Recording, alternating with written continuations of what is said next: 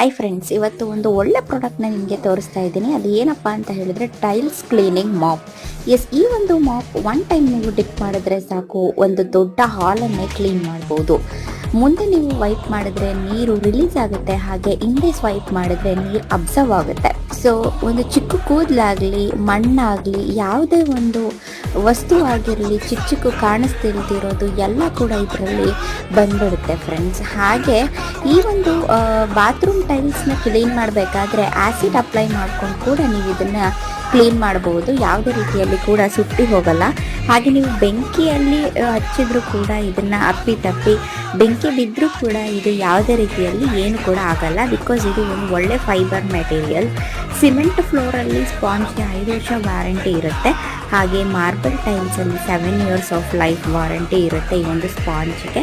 so 690 rupees ಅಷ್ಟೇ ಈ ಒಂದು ಮಾಪ್ಗೆ